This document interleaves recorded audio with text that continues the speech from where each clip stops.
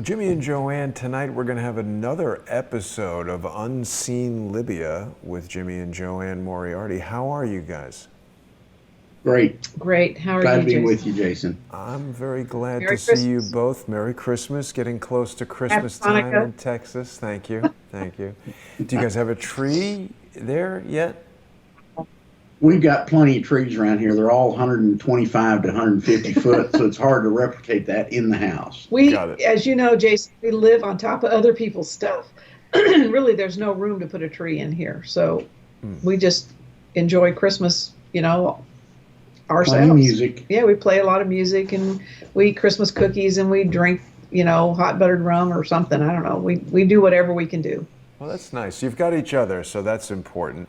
And tonight, Yeah, we've got another episode with a very special guest joining us, not from Libya, where he was last time. I'm talking about Dr. Mufta Faraj, who has now taken on a new title. Do you want to give us a little information, perhaps, for people who might have missed the first episode with Mufta? Yeah, Dr. Mufta has been appointed the head of the IHRC, which is the International Human Rights Commission out of Geneva. He's been appointed the head of that in Libya, and they call him His Excellency now. We tease him. We say, I guess we have to kiss your ring or your toes or something when we see you next time. And so he is setting up offices. He's got his vice leader or president or whatever is in Tripoli in an office, and he's in Egypt working right now and works with the IHRC directly all the time now. So he's working to get human rights back in Libya when it was taken away by the mercenaries that were brought in, the terrorists. We've asked Mufta to come on tonight to explain what the IHRC is able to do for the human rights violations that have been occurring in Libya since 2011. Specifically, there was a Libyan airplane belonged to the Libyan army that was either shot down or malfunctioned and fell to the ground near Zawiya. The pilot bailed out. As soon as his parachute hit the ground, he was captured by the Al-Qaeda Muslim Brotherhood mercenaries.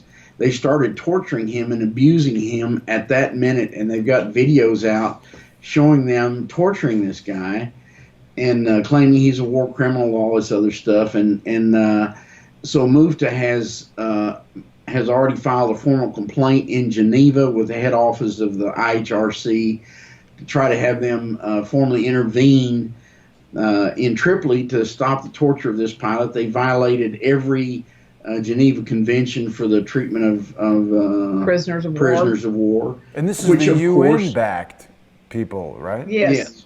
It's the Yes. UN, yes. This is to show how blatant the criminality of the illegitimate regime of this the UN. They call it the GNA, which is the Government of National Accord, and it's was appointed by the UN in Tunisia and snuck into Libya by the dark of night. Here's how they got there. There was an election, a UN monitored election in Libya 2014. in 2014, and in that election, the Muslim Brotherhood was thrown out of office, and elected into office were a bunch of more legitimate Libyans.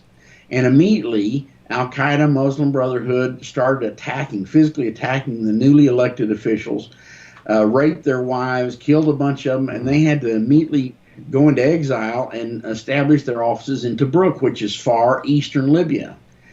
And that then shortly thereafter, the UN appoints their own government without any right or entitlement against every contract and agreement between the UN and any member country. They moved in this illegal group, these mercenaries, under the darkness of night from Tunisia, planted their backside into Libya, and immediately the UN declared that was now the legitimate government for Libya. Wow. So it was just absolute criminal enterprise from day one. But even at that, it had a 2-year charter. It was to be an interim government until I guess the UN could rig a better election than they did the other time. And that charter expired 3 years ago. So they've been operating without any charter, yet the UN, US, and all these other countries have continued to recognize them as the legitimate government of Libya, which they're not. And the elected government, which is in Tobruk, nobody wants to recognize them. The HOR. And here's the bite in the ass for NATO or for the UN. Recently, that government signed a memorandum of agreement with Turkey that they gave Turkey the entire control of the Eastern Mediterranean. So all the seaports for Greece and Syria and Egypt and Lebanon have now been given to Turkey, which is just criminal. Can't be done. It breaks every maritime law and everything. However, Turkey is operating on the premises that since they signed this with the recognized government, according to the UN, Erdogan is now taking that memorandum of understanding to the UN and wants the UN. He's trying to force the UN to recognize that memorandum of understanding, to enforce which has caused a stink. It's caused an absolute stink every place. But it's a memorandum of understanding between Libya and Turkey, neither one of which have any right to give any control over the Mediterranean to either one. Yeah. So it's a completely invalid, vacant agreement. But Turkey's running around with it, throwing it in their air, going, "This is an agreement. We now control the Mediterranean." But the EU has now rejected it. The United States has rejected it. Greece has thrown out the Libyan ambassador out of their country. Egypt has rejected it. Nobody's going to allow it.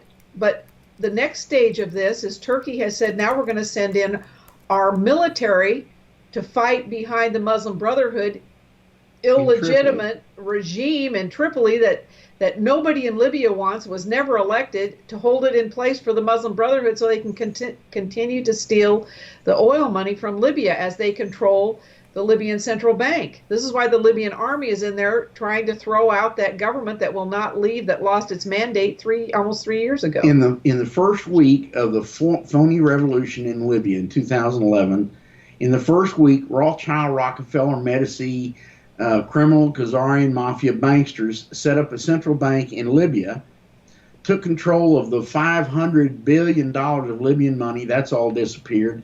And now then they continue to allow that central bank to be controlled by the illegitimate Muslim Brotherhood, UN-appointed puppet government. And all the money from the oil and gas sales from Libya flows to that illegitimate government. Not one dime goes to Libyan people. The cities and towns and villages, they don't have food, they don't have water, they don't have medicines, they don't have anything. And all these Muslim Brotherhood characters are all billionaires, multi-billionaires, from robbing the people of Libya blind, with the complete collusion of the Federal Reserve, European Central Bank, Bank of Japan, etc. And UN and NATO. Yeah. That's right. Well, I'll add so this. Illegitimacy, this is fighting them. Speaking of illegitimacy, Jimmy, this whole concept of the Memorandum of Understanding, it's taken right out of the pages of the Clinton Foundation. Charles Ortel has told us about endless MOUs. And any lawyer, Jimmy, you know this, any lawyer will tell you, JoAnne, you know as well, a Memorandum of Understanding has no legally binding authority. It's just a love letter written to two people about something that they're understanding that they're going to do, but there's nothing binding about it. So this is this baby step process that we see. They get some stupid little document over the plate, and then now they take that document and say, well, because of this document, we can do this other thing. Reminds me very much of the tactics of Adam Schiff, right? He starts this illegitimate process with a little tiny thing in Congress that nobody really does anything about. He's holding meetings, he's got these closed door sessions. Suddenly that turns into some explosive news story and people are demanding. That's what they're trying to do here. Erdogan and what is this other guy's name who's the illegitimate president? Siraj. Erdogan and Siraj are socially engineering the world with the help of the Washington Post and all of the other biggest social engineers around. But you need to add, let me tell you where these idiots begin to get their weight, where their tenates grow to such a size they think they can get away with this. A few years back, NATO made the military headquarters for that entire half of the world in Turkey. So they immediately moved in a huge amount of NATO hardware, military equipment, into Turkey and put it in the hands and in the control of Erdogan. So here he is. He's, for all practical purposes, he's been given the key to the jewels, to the box full of jewels, and he's got all that hardware there, and he's been given control of NATO's military forces for that entire part of the world. So does he have a little fluff building him up to think that he's bigger than he is? Well, sure. And then you've got another country, Qatar, who has stepped in the middle, and Qatar is negotiating with this illegitimate government in Tripoli to bring their military in again into Libya. And how in the world could Qatar, this little popcorn fart of a country, with the biggest U.S. military base in the world in Qatar?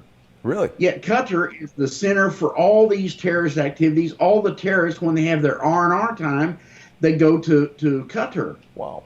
Yet the U.S. military base, huge bases there. And so you've got to understand that all those nasty activities couldn't be going on without the wink and the approval from the U.S. military. So it's just a nasty game. But the world is beginning to see it. And this deal of this memorandum of understanding that turns over half of the Mediterranean and all those ports to Turkey, the rest of the country is waking, the rest of the world is waking up and saying, what the hell is going on? How could the UN possibly continue to sanction this group of criminals in Tripoli? And they're now going to cause us to go through all these mental exercises and these legal battles to maintain control of our own ports? Well, and you know, the Sarraj government, first of all and foremost, has no authority, is not authorized to sign any treaties, memorandums of understanding, or anything for the Libyan people. It never was authorized to do that. And at one point, they tried to sign some agreements with France to give them a piece of Libya, and they tried to sign agreements with someone else. There's the criminal Muslim Brotherhood puppet, Sarraj.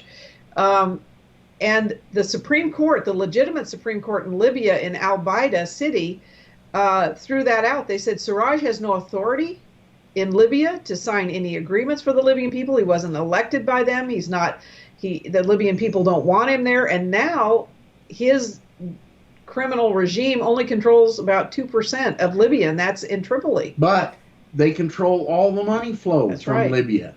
So he has his legitimacy provided to him by the Federal Reserve, European Central Bank, Bank of Japan. All the money from the massive sales of natural gas primarily, but 1 million barrels of oil a day, flows into the central bank in Tripoli, which he has the keys to that vault. So, you know, this is the criminality continues. The Libyans understand that they keep saying, well, we need to have a political talk and get this no more fighting. Well, that will never work because you can't negotiate with terrorists. And the Muslim Brotherhood is going to control and steal from Libya until they're actually physically thrown out.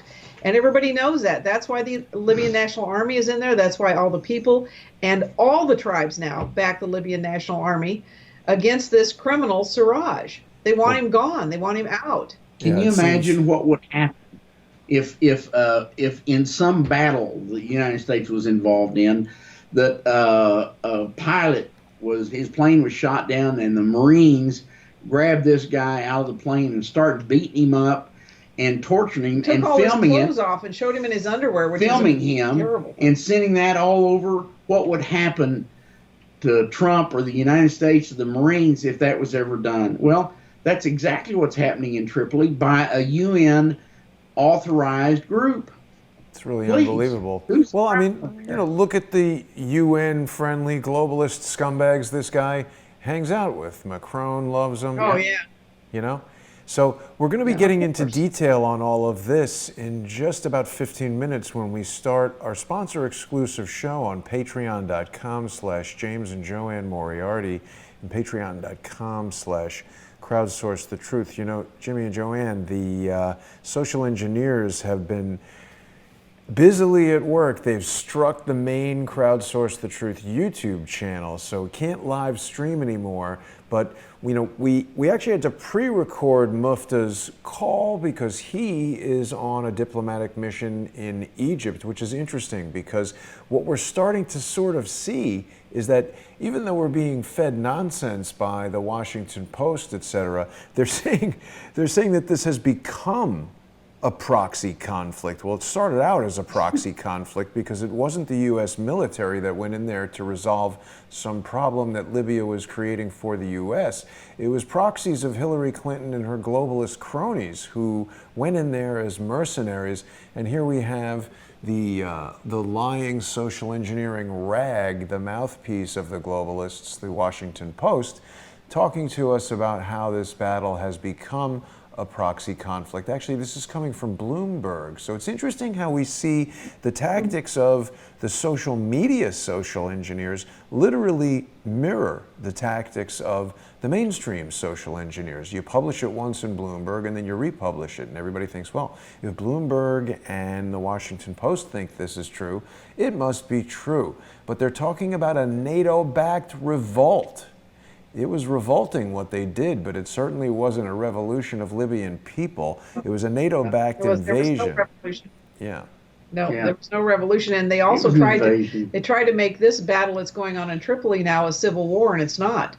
It's a war of the Libyan people, all of Libya, 98% of it, against the UN puppet Muslim Brotherhood backed regime that's held in place by terrorist mercenaries and militias supplied by Turkey and Qatar, who is stealing and robbing from Libya and destroying the country, and they don't want it anymore. The long game of the New World Order is to cause Libya to be the battleground for a war between Russia and Turkey. And that's what they're trying to maneuver it into. Because Turkey is in NATO, and that would allow the United States to enter a gigantic war. Is that the idea? Well, yeah, they're trying to take down Russia, and of course, if they can, by whatever means, if they can get Russia to stand up to defend the sovereignty of Libya and to help the Libyan people regain control of their country, if Russia does make that step. And Putin has made statements about how he was going to require that the Libyan conflict remain Libyan and not have any foreign influence. Well, with Turkey absolutely making advances and statements that they're going to move their military into Libya, then if Putin does step up and maintain control of the perimeter of Libya, so those foreign vessels and foreign armament and everything doesn't come into Libya, then we may very well see that being the battleground where Russia falls in and then the bad guys gang up against Russia, which they've been trying to do forever. I don't think that's going to happen, though. I disagree with that because Russia has tremendous power over Turkey just economically. We have seen Russia just stop buying Turkish tomatoes, almost put Turkey under.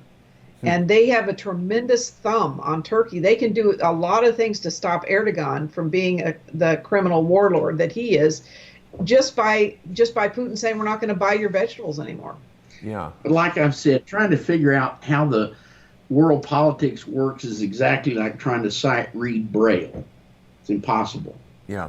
Well, I was looking around for some more information about this, but I think what we're going to have to do is transition over to Patreon pretty soon. We're getting close to the end of the month, so it's a very good time for people to become sponsors. If they've been watching us each week, and if you're not yet a sponsor of Jimmy and JoAnne, please visit patreon.com/James and JoAnne Moriarty and become a sponsor of Jimmy and JoAnne. You can learn more about them. Maybe this is the first time you're seeing Jimmy and JoAnne. You can visit their webpage. It's LibyanWarTheTruth.com, and you can learn all about their amazing story. They traveled to Libya in 2007 to start a business, which was very successful until the UN and NATO-backed invasion, the US-led UN NATO invasion that resulted in the destruction of Libya. It's documented on their DVD, Escape from Al-Qaeda. Jimmy and JoAnne are the only known survivors to escape being captured by Al-Qaeda and near death It's a riveting story if you haven't heard it.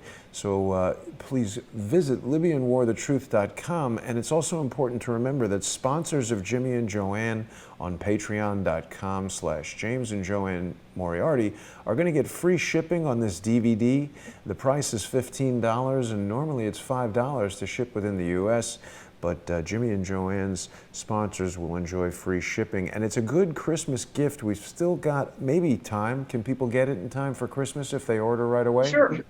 Sure. Yeah, It would Absolutely. be a good gift and a great way to start an argument with your family at Christmas dinner. It's been a while since Thanksgiving, and I know how that goes. Doesn't but take much, Jason. It doesn't take much. But listen, we'll see you guys in just 10 minutes on Patreon and Subscribestar. I want to thank everybody for watching, and we'll see you with Mufta Faraj. It's going to be a very interesting conversation. Thanks for watching, everybody. Thank you so much. Thank God you, bless Jason. you.